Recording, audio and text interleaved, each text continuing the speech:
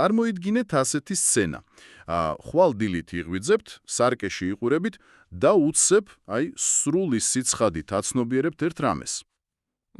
საინტერესო დასაწყისია. ხო, აცნობიერებთ, რომ თქვენი ყველაზე დიდი, ყველაზე სანუკვარი პირადი მიზანი, რისთვისაც წლებია წვალობთ, სინამდვილეში თქვენი მოფიქრებული საერთოდ არ არის. ვაუ!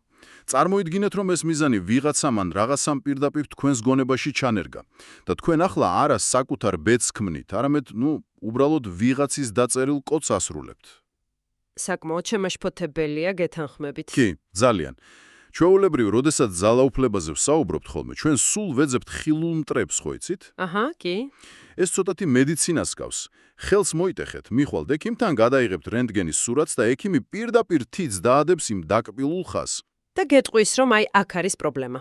ზუსტად. ყველაფერი ნათელია. ძალაუფლებაზეც ეგრევე ვფიქრობთ ხოლმე ვეძებთ მეფეს, დიქტატორს ან რაღაც მილიარდერების დახურულ კლუბს. გვინდა რომ რენტგენის სურათზე დავინახოთ, ვინ ვის მართავს.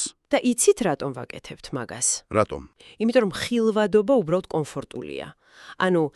როცა საფრთხეს კონკრეტული სახელი აქვს და რომელიღაც კონკრეტულ ოთახში ზის, მისი დამარცხება თეორიულად მაინც შესაძლებელია. ლოგიკურია. ჩვენ გვიყვარს, როცა შეგვიძლია სამყაროს კატეგორიზაცია და ამ ბოროტმოქმედების თაროებზე შემოდება, მაგრამ რეალობა, განსაკუთრებით თანამედროვე, რთული სისტემების რეალობა, ამ ილუზიას ძალიან მალე ამსხრევს.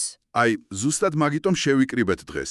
იმიტომ რომ როცა გლობალური სისტემებისა და სოციალური ინჟინერიის სამყაროში შედიხართ, ეგ თქვენი რენტგენის აპარატი, უბრალოდ ფუჭდება. სრულიად უსარგებლო ხდება. კი, სურათი იმდენად ბუნდოვანი ხდება, რომ შეუძლებელია გაარჩიო სად თავდება შენინება და სად იწყება სისტემის манипуляცია. რეგრეა ნამდვილად. ხო და სწორედ ამ უხილავი მექანიზმების გააზრებაა ჩვენი დღევანდელი სიღრმისეული ანალიზის მისია. დღეს ჩვენ ვშლით და ვაანალიზებთ ერთ უაღრესად საინტერესო და დაუფარავად რომ ვთქვათ, საკმაოდ მძიმე თეორიულ დოკუმენტს. კი, ნამდვილად მძიმეა. მას ქვია ჰეგემონიის ჰიპერსისტემა. და სანამ მის ლაბირინთებში შევალთ, მინდა ძალიან მკაფიოდ შევთანხმდეთ იმაზე, თუ რას ვაკეთებთ ახლა ჩვენ აქ. ეს მნიშვნელოვანია, რომ სმენელმა სწორად გაიგოს.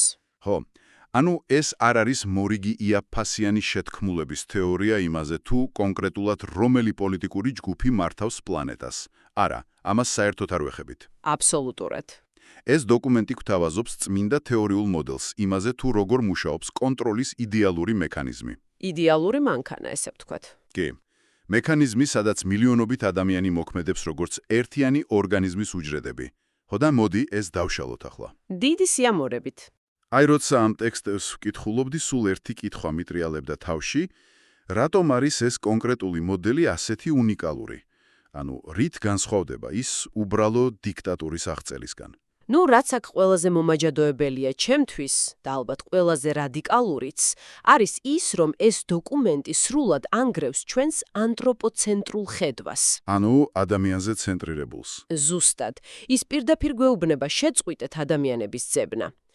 შეწყვიტეთ პოლიტიკოსების ან კორპორაციების ხელმძღვანელების ანალიზი. მართლა. აბა ვის უნდა ვუყუროთ? სისტემა გეუბნება, რომ იდეალური და აბსოლუტური კოორდინაცია მიიღწევა არა იდეალური ადამიანებით, ან მართველებით, არამედ იდეალური სტრუქტურით. სტრუქტურაა მთავარი. კი, ეს სტრუქტურა იმდენად დახვეწილია, რომ ის უბრალოდ შთანთქავს, ინელებს და საკუთარ სასიკეთოდ იყენებს ადამიანურ არასრულყოფილებას. ეს არ არის ორგანიზაცია, რომელსაც ყავს გენერალური დირექტორი. არა, ეგ უკვე მოძველებული ხედვა. ეს არის ერთიანი, ცოცხალი, ჰომოგენური მანქანა. ის თავად არეგულირებს საკუთარ თავს. გასაგებია, ფაქტობრივად ჩვენ ვსაუბრობთ არა ტირანზე, არამედ რაღაც უზენაეს ალგორითმზე, ხო? ზუსტად ასეა. და როგორც ნებისმიერ ალგორითმს, მასაც აქვს თავისი არქიტექტურა. როგორ ახერხებს ეს სტრუქტურა ამდენი ადამიანის მართვას? წყარო გამოყოფს სამ მთავარ კომპონენტს. დიახ, სამივე ძალიან სპეციფიკურია. მოდით რიგრიგობით გავხსნათ. პირველს დოკუმენტი უწოდებს ბირთვს, ჩანაფიქრს. რა ფუნქცია აქვს ამ ბირთვს თუ, როგორც ვთქვით, მასში ადამიანები არ სხედან? წყარო ამ ბირთვს იხსენიებს ძალიან უცნაური ტერმინით. ეს არის ნულოვანი ინფორმაციის წერტილი. მოიცა, ეგ ცოტა პარადოქსია არა, მართვის ცენტრი ნულოვანი ინფორმაციით. ერთი შეხედვით კი, მაგრამ საქმე იმაშია, რომ ეს არ არის შტაბ-ბინა, სადაც ყოველდღიურ ანგარიშებს კითხულობენ და განიხილავენ. ეს არის სუფთა, უბრალოდ წმინდა იდეოლოგია. ანუ ეგ არის თავად იდეა. ზუსტად. ის ფუნქციონირებს როგორც ერთადერთი განუყოფელი და ურყევი მიზანი. ანუ ის არ ექვემდებარება განხილვას, მასზე არ კამათობენ, ის არის აქსიომა. გასაგებია. ნებისმიერი შიდა განსხვავება ან ალტერნატიული აზრი აღიქმება როგორც უბრალოდ ტექნიკური ხმაური. და ამ ხმაურს ბირთვი ფილტრავს. მას დეტალები არ აინტერესებს, ის მხოლოდ გლობალურ ვექტორს იძლევა. იცი რას მაგონებს ეს? გრავიტაცია. კარგი შედარებაა. ანუ გრავიტაცია ხო არ გაძლევს კონკრეტულ ბრძანებას, რომ აი მაინც და მაინც ამ წამს ჩამოვაგდო ვაშლი ხიდან. კი, ის უბრალოდ არსებობს. ფუნდამენტური წესია და ყველაფერი დანარჩენი მას ერგება. მაგრამ მარტო იდეოლოგია ჰაერში ვერ გამოეკიდება. ამან მიგვიყვანა მეორე კომპონენტამდე, რასაც დოკუმენტში მართვის ხაზი ქვია. დიახ, ანუ გლობალური პროტოკოლი. იცით, როცა ამ ნაწილს ვეცნობობი, ერთი ასეთი ანალოგია მომივიდა თავში თქვენთვის. ეს გავს გიგანტურ კომპიუტერულ ოპერაციულ სისტემას. ან სოციალური ქსელის ალგორითმს, ხო იცი? აი ზუსტად. ის პირდაპირ ბრძანებებს კი არ გაძლევს. ის არ გიგზავნის შეტყობინებას, რომ წადი და ეს კონკრეტული ნივთი იყიდე. არა, ეგ ძალიან უხეში იქნებოდა. ამის ნაცვლად, ის უბრალოდ ცვლის გარემოს პარამეტრებს შენ გარშემო. ისე აწყობს რესურსებს, ინფორმაციას, ნარატივებს, რომ შენ თვითონ, შენი სრულიად თავისუფალი ნებით ირჩევ იმას, რაც სინამდვილეში სისტემას უნდა. და შენ გონია, რომ ეს შენი გადაწყვეტილებაა? კი. გონია, რომ ლაბირინთში გზას თავად იკვლევ, მაგრამ სინამდვილეში ვიღაცამ ეგ უხილავი კედლები ზუსტად იქ დადგა, სადაც შენი მოხვევა სურდა. და ამ ანალოგიაში, ხო იცი, ყველაზე საშიში სწორედ ეგ არის ამ მანიპულაციის შეუმჩნევლობა. ეს მართვის ხაზი აწესებს დასაშვები ქცევის საზღვრებს და თან წარმოუდგენლად ადაპტურია. რას გულისხმობთ ადაპტურში? ანუ ის პირდაპირ არ გებძვის. თუ შენ გინდა რაღაცის შეცვლა, ის მოგცემს ამის ილუზიას, შემოგთავაზებს 1000 ეგრეთ წოდებულ რეფორმას ან არჩევანს. მაგრამ ეს ყველა პოტენციური არჩევანი უკვე წინასწარ არის გათვლილი და საბოლოოდ ისევ იმავე ბირთვის მიზანს ემსახურება. შენ გონია სისტემას დაუპირისპირდი, სინამდვილეში კი უბრალოდ მისი ახალი ვერსია გაუშვი. ანუ ჩვენ ვართ მისი შემსრულებლები, ეს ალბათ მესამე კომპონენტია, რა? კვანძები. კი, კვანძები. ანუ მასა, აქტორები ჩვენ. მაგრამ ადამიანები ვართ ჩვენ, ხო? დიახ, მაგრამ გაითვალისწინეთ ერთი რამ, ამ მოდელში სისტემა ადამიანებს არ აღიქვამს როგორც ინდივიდებს, რომლებსაც აქვთ ოცნებები ან სული. აბა როგორ აღვიქვამს? წყარო ძალიან ცივ ტერმინს იყენებს, განაცილებული გამოთვლითი სიმძლავრეები. ჟღერს როგორც კრიპტოვალუტის მაინინგი. ზუსტად ეგ არის. წარმოიდგინეთ მილიონობით კომპიუტერი, რომლებიც ერთ ქსელშია ჩართული. თითოეული ასრულებს მიკროამოცანებს, ხსნის პატარა განტოლებებს ისე, რომ წარმოდგენა არ აქვს საერთო სურათზე. გასაგებია. ადამიანებიც ასე არიან ამ სისტემაში. მიყვებიან ლოკალურ ყოველდღიურ ინსტრუქციებს. დადიან სამსახურში, იხდიან გადასახადებს და ამით გაუცნობიერებლად აშენებენ გლობალურ არქიტექტურას. მაგრამ აქ უნდა შეგეწინააღმდეგოთ და ალბათ ჩვენი მსმენელიც ამას ფიქრობს ახლა. გისმენთ. ეს ყველაფერი თეორიაში ძალიან მაგრად ჟღერს, მაგრამ ჩვენ ხომ რობოტები არ ვართ? როცა მილიარდობით ადამიანზე ვსაუბრობთ, იქ ხომ აუცილებლად იქნება ქაოსი. კი, რა თქმა უნდა. ჩვენ გვაქვს ბუნებრივი ადამიანური კონფლიქტები, ვებძვით ერთმანეთს რესურსებისთვის. როგორ უმკლავდება სისტემა ამას? თუ მილიარდი პროცესორი სხვადასხვა მიმართულებით ეკაჩება, ეს სისტემა ხომ უბრალოდ აფეთქდება? ძალიან ლოგიკური კითხვაა და სწორედ მაგაზე პასუხია ამ დოკუმენტის ყველაზე დაუნდობელი აღმოჩენა. მართლა? და რა არის ეგ? ანუ ჩვენ ხომ მიჩვეული ვართ ვიფიქროთ, რომ ქაოსი და კონფლიქტი სისტემის მტერია. მაგრამ ეს ჰიპერსისტემა არ ცდილობს კონფლიქტის ჩახშობას. პირიქით, ის ახდენს მის რეინტერპრეტაციას. ანუ იყენებს ამას. დიახ. ის ამ ადამიანურ უთანხმოებებს იყენებს როგორც საწვავს.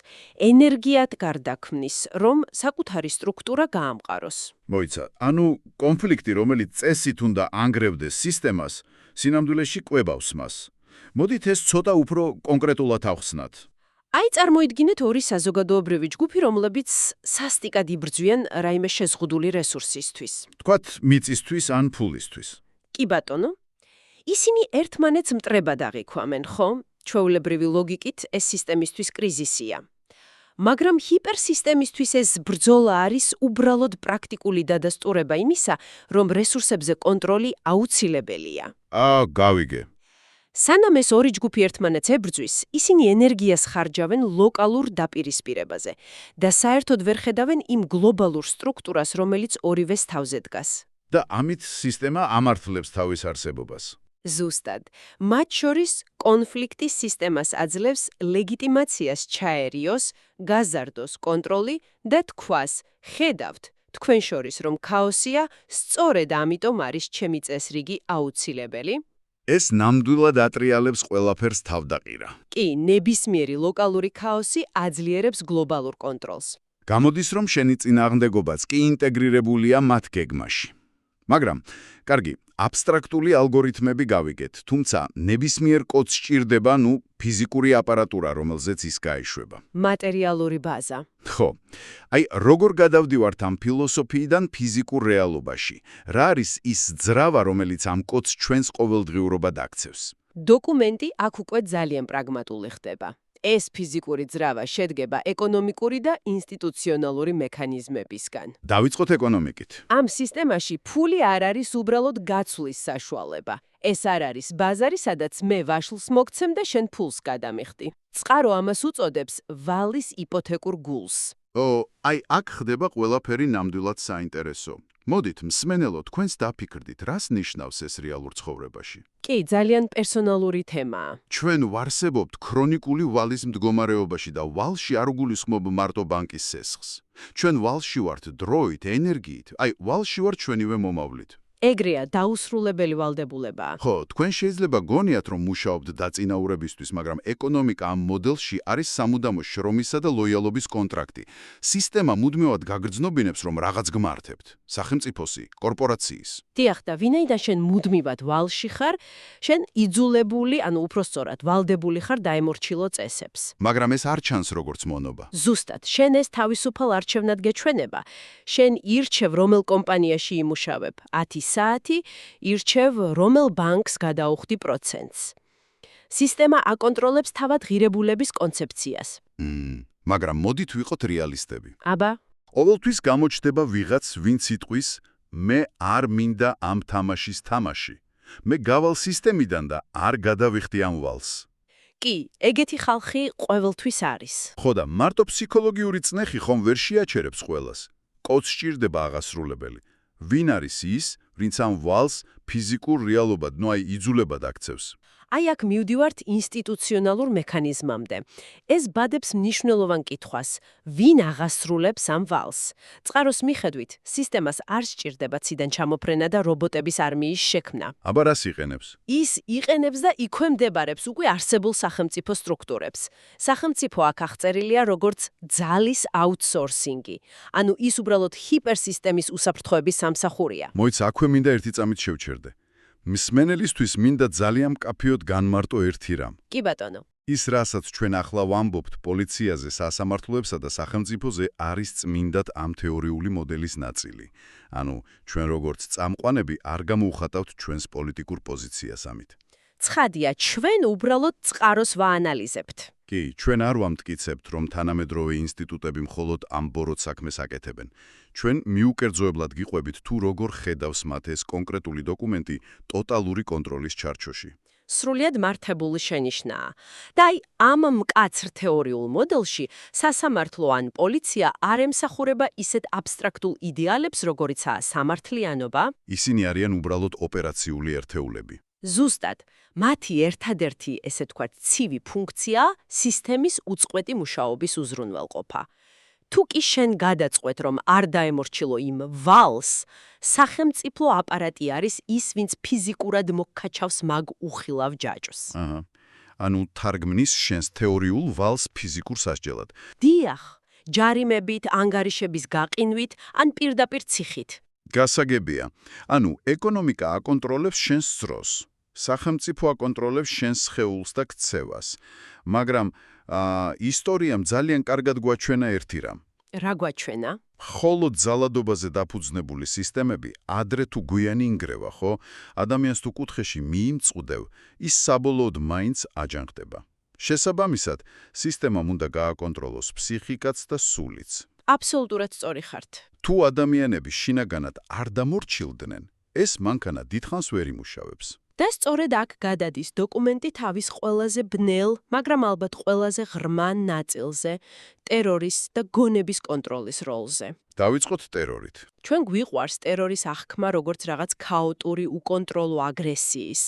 მაგრამ ტერორი ამ ჰიპერსისტემაში არის მკაცრად გათხრილი მათემატიკა. ის არის ენტროპიის რეგულატორი. ხო, წყარო იყენებს ტერმინს სასიგნალო შუქურა. ეგ ძალიან ზუსტია ჩემთვის. იმიტომ რომ ტერორი არ არის უბრალოდ ერთი ადამიანის განადგურება. აბა რა არის? ეს არის ნიშანი მილიონობით სხვისთვის. აი ეს გავს საზღურის მონიშნვას, რომელიც გეუნება, აი აქ მთავრდება შენი თავისუფლების ილუზია. კი, ის ფიზიკურად ანულებს ალტერნატიული ქცევის ალბათობას. მაგრამ, იცით, სისტემა ამას აკეთებს ერთი ძალიან ეშმაკური მეთოდით. კონტროლირებული დოზირებით. ანუ, ეგრეთ წოდებული მათხრახი და თაფლაკვერი. მათრახი გასაგებია. ეს არის მყისიერი და საფსტიკი სასჯელი გადახვევისთვის. მაგრამ რა არის ეს თაფლაკვერი? ეს ხომ არ არის ჯილდო? არა, და ეს არის ყველაზე პარადოქსული კონცეფცია ტექსტში. თაფლაკვერი აქ სინამდვილეში არის თავად გაურკვევლობა და ასიმეტრია. მოიცა გაურკვევლობა. რას ნიშნავს ეგ? ანუ, სისტემა არასდროს გეტყვის ზუსტად, ვინ იქნება შემდეგი სამიზნე. ხანდახან სასჯელი ლოგიკურია, მაგრამ ხანდახან სრულიად აბსურდული და შემთხვევითი. და ეს რას აკეთებს? სწორედ ეს არაპროგნოზირებადობა ამყოფებს საზოგადოების ნერვულ სისტემას მუდმივ მზადყოფნაში. აი წარმოიდგინეთ, რომ მინის თხელ იატაკზე დადიხართ, რომლის ქვეშაც უფსკრულია. ზუსტად ეგეთი შეგრძნებაა. შენ არ იცი, სად გაწყდება მინა. არ იცი, შენ იქნები შემდეგი თუ შენი მეზობელი. ეს მუდმივი შიშის ფონი უბრალოდ ანგრევს კრიტიკულ აზროვნებას. და შიში და ვალი ერთად ქმნიან იმას, რასაც წყარო პანიკურ შრომას უწოდებს. ხო, თქვენ მუშაობთ არა მხოლოდ იმიტომ, რომ ვალში ხართ, არამედ იმიტომ, რომ უბრალოდ სასიკვდილოდ გეშინიათ გაჩერების. პანიკაში მყოფ ადამიანს კი წინააღმდეგობის ენერგია აღარ აქვს. ნამდვილად. მაგრამ მე მაინც ვფიქრობ, რომ მხოლოდ შიშით სისტემა დიდხანს ვერ იძლებს. ადამიანს სჭირდება რაღაც უფრო ღრმა. თუ ამას უფრო დიდ სურათს დაუკავშირებთ, მივალთ ზუსტად მაქამდე. ამას დოკუმენტი ონტოლოგიურ ჩარჩოს უწოდებს, უმაღლესი დონე, ანუ რელიგია და საზრისი. აჰა, რელიგია. თუ ეკონომიკა არის ჯაჭვი და სახელმწიფო არის ინსტრუმენტი, რომელიც ამ ჯაჭვით გაბამს, ონტოლოგიური ჩარჩო არის ის, რაც განმარტავს, თუ რატომ უნდა გიყვარდეს ეს ჯაჭვი. და წყარო ამ რელიგიას ორ ნაწილად ყოფს, ხო? მოდით განვიხილოთ. პირველი არის რჩეულთა რელიგია. დიახ. ანუ ის ადამიანები, რომლებიც სისტემის სათავეში არიან, საკუთარ თავს ტირანებად და ბოროტმოქმედებად არ აღიქვავენ. აბა როგორ ხედავენ საკუთარ თავს? ისინი არიან კოსმიური წესრიგის დამცველები. მათი მჩაგვრელი პოლიტიკა ხდება ერთგვარი ღვთაებრივი მისია. ეს მათ აძლევს ლეგიტიმაციას და სისტემას შიდა მდგრადობას უნარჩუნებს. ეგ მართველებისთვის, მაგრამ მეორე ნაწილი გაცილებით ტრაგიკულია. დაქვემდებარებულთა რელიგია. მასებისთვის, ვინც ტვირთს ეზიდება. ეს ყველაზე მნიშვნელოვანია. აი, იცით რას მაგონებს ეს?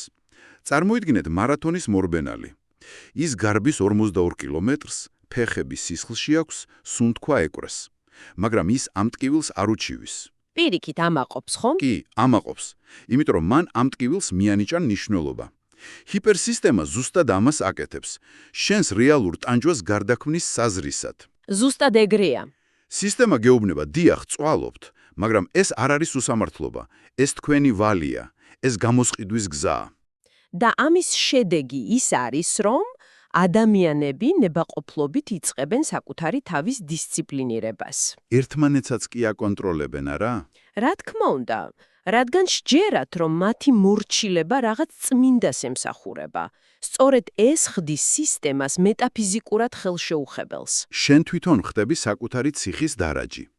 ეს ნამდვილად სუნთქვას გიკრავს. მოდით შევაჯამოთ ახლა ეს სრული ციკლი, რაც დღეს გავიარეთ. კი ბატონო. ყველაფერი იწყება იდეით, რომელიც იქცევა რელიგიად და ამართლებს მართლობას. მერე ეს იდეა ითარგმნება ვალად ეკონომიკაში. აჰა, ამ ვალს აღასრულებს სახელმწიფო ტერორის გამოყენებით, რომ პანიკაში ვიყოთ. და ბოლოს ეს ყველაფერი იკვრება ისევ დამორჩილების რელიგიით, რომელიც გვაიძულებს მივიღოთ ეს ჯაჭვი. სრულყოფილი მარყუჟია. დიახ. მაშინ რას ნიშნავს ეს ყველაფერი თქვენთვის, ჩვენო მსმენელო? რატომ გავაკეთეთ ამის გარჩევა? მნიშვნელოვანი კითხვაა. იმიტომ რომ ეს თეორიული მოდელი გვეხმარება ამოვიცნოთ რეალურ სამყაროში არსებული манипуляციის ტექნიკები. გაჩვენებთ, რომ ზოგჯერ ის, რაც ჩვენი თავისუფალი არჩევანი გგონია, სინამდვილეში კარგად დაწერილი პროტოკოლის ნაწილია. მე კი მინდა ჩვენს მსმენელს ერთი საბოლოო დამაფიქრებელი ფიქრი დაუტოვა დასასრულს. გისმენთ. წყარო გვეუბნება, რომ სისტემა ცვლის თქვენს мотивაციას და ქმნის ხელოვნურ მოთხოვნილებებს. ანუ თქვენ თავად გინდებათ დამორჩილება. ხო და დაფიქრდით. თუ თქვენ წარმატებით ადაპტირდით გარემოსთან და კომფორტულად გრძნობთ თავს, როგორ შეიძლება ოდესმე გაარჩიოთ? თქვენი ამჟამინდელი სურვილები მართლა თქვენ გეკუთვნით, თუ ეს უბრალოდ სისტემის მიერ ჩანერგილი წარმატებული კოდია? ვაუ! აი ეგ ნამდვილად ისეთი კითხვაა, რომელმაც შეიძლება ღამით ზილი დაგიფრთხოთ. დიდი ნადობა, რომ ჩვენთან ერთად იყავით და გამოყვევით ამ ურთულეს, მაგრამ მომაჯადოებელ თეორიულ გარჩევაში. ძალიან საინტერესო იყო ნამდვილად. განაგრძეთ კითხვების დასმა და შეინარჩუნეთ კრიტიკული აზროვნება. ნახვამდის! ნახვამდის, შევხვდებით შემდეგ ჯერზე.